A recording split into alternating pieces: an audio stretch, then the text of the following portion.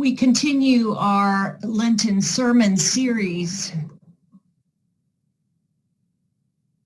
Holy Vessels, a Season of Recovery. And today I want to explore with you the restoration that comes from simplicity. COVID has laid bare many things.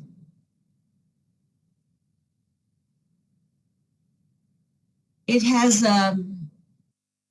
clarified for many of us what's really important, what's essential.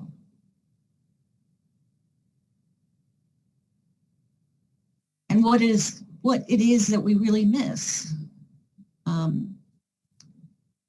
At last Friday's conversation, people were reflecting on what they miss, and one person was sharing how just being together, physically being together, and the energy around that was something they missed. And I have to say that I think it's been almost 2 weeks now. I was so excited to meet Judy in person. Judy took me for my post-op doctor's visit because I wasn't able to drive. And it was so exciting to meet Judy in person. It was such a treat. So yes, I want to explore with you the hope of restoration that is found in simplicity. Now, the simplicity I yearn for, and I think perhaps you do too, is the richness of a gathered and deliberate life, an intentional life. The richness that comes from letting one's belongings and commitments and activities just be enough. Just be enough so that they can be high in quality. The opposite of simplicity, as I understand it, is actually, it's not complexity. The opposite of simplicity is not complexity. The opposite of simplicity is scatteredness. It's clutter, it's weight. And of course, that has it's more than just physical scatteredness and clutter and weight. You can have that emotionally, and you can have that spiritually. Will you pray with me? Oh, gracious God, help us to become masters of ourselves so that we might become the servants of others. Take our minds and think with them. Take our lips and speak through them. Take our hands and work with them, and take our hearts and set them on fire with your Spirit. Amen.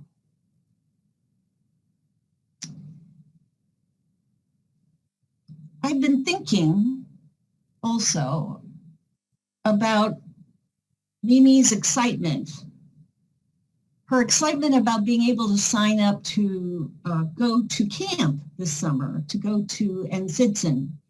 Ensitzen is our conference's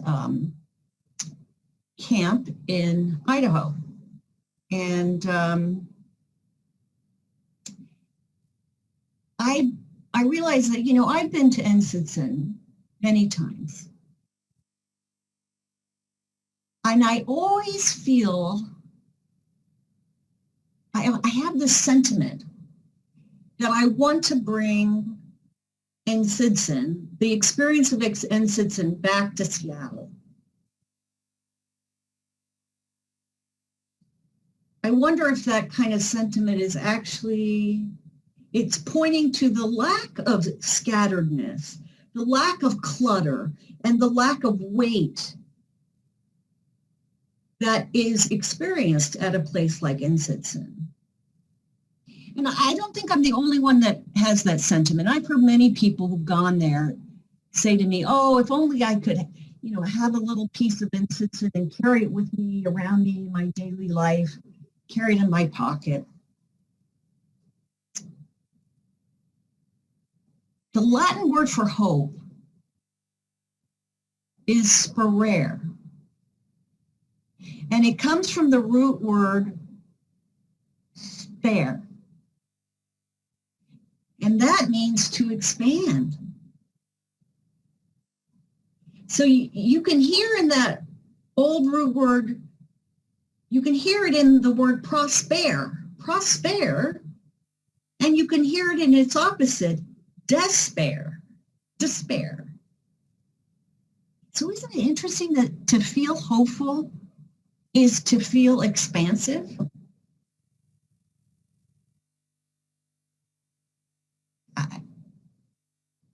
I can feel that intuitively, actually. When I'm feeling hopeful, I do feel expansive. And it's to feel expansive and to trust that there is an ever-flowing bounty, that there is an ever-flowing blessing. Despair is to feel constrained and to fear that the water and the springs of life are actually drying up.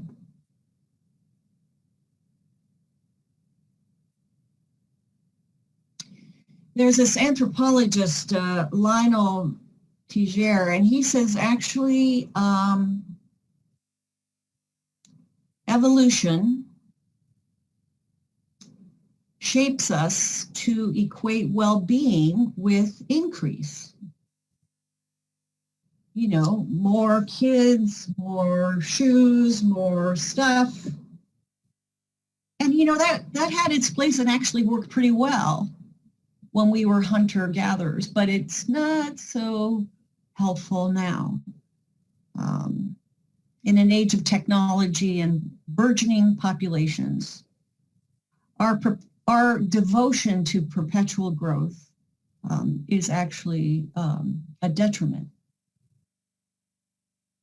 So it would seem that biology is on the side of shopping and gluttony and compulsive growth. But the good news is we are not the victims of our biology, right? We have the capacity to choose, and we can change. We can deliberately and consciously choose how to measure prosperity. I would say it's interesting. You can take that raw energy that biology gives us, this drive to more and more, and we can redirect it from material things to spiritual things.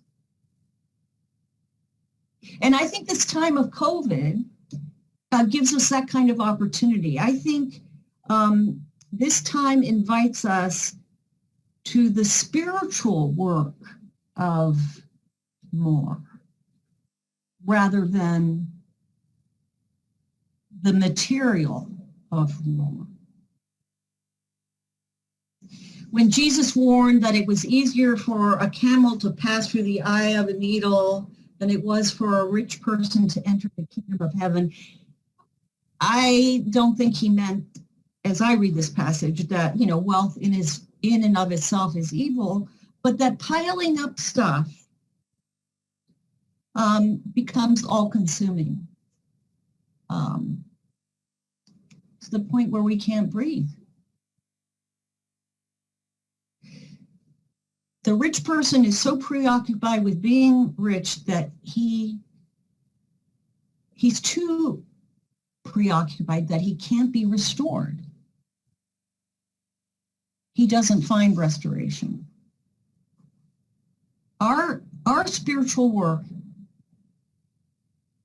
this invitation that we have in this time that we're in, the spiritual work is not just meditation. That has its place, absolutely, contemplation. but it has to the spiritual work of art and conversation and community and connection. And the invitation as time gives us to have encounters with beauty and creation. This time offers us the spiritual work of determining our needs over our wants. Determining the difference between what I need and what I want. Because you know, what I want is endless. There's always something I want. I don't know about you. We will always lack something. But this time, this journey that we're on, especially in this Lenten season, can be a time for revealing our needs. And I know it hasn't been easy. I would say this time has been it's been a severe mercy to determine our needs. But we can do this when we reflect on the activities and the things that we do, that we participate in, that we can participate in, that feed us, that are meaningful for us. And perhaps the fact that some things we can't do anymore, not now anyway, being together, giving each other a hug, well, it reveals the need for that, the essential importance of that.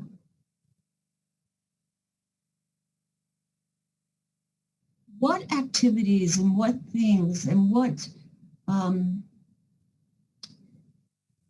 activities and things nourish you?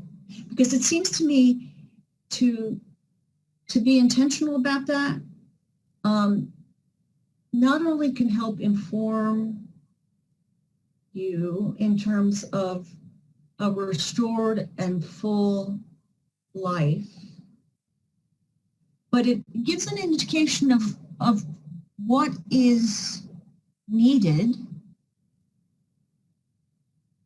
with your family and with your community and your church, with St. Paul's and beyond. What nourishes you? What nourishes you informs. It's a ripple effect. It goes outward.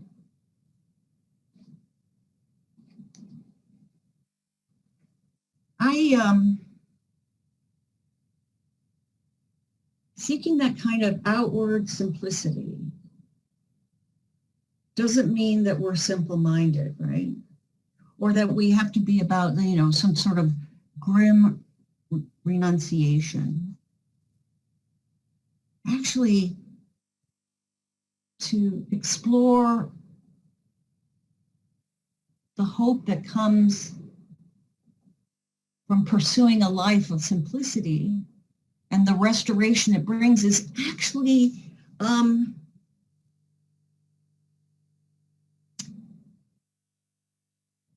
to me, it's kind of like the image of when you're, hiking on a trail. Instead of seeing it as, oh, simplicity, oh, it's like a negative thing.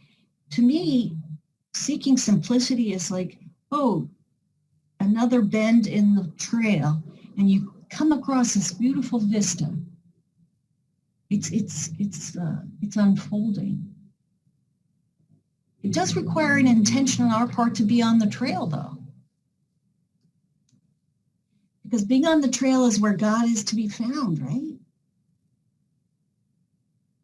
In the simplicity of a cool drink of water, just like that woman at the well.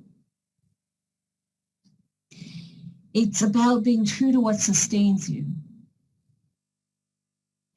You are right where you need to be. You are right here, and you are needed. Thanks be to God. Amen.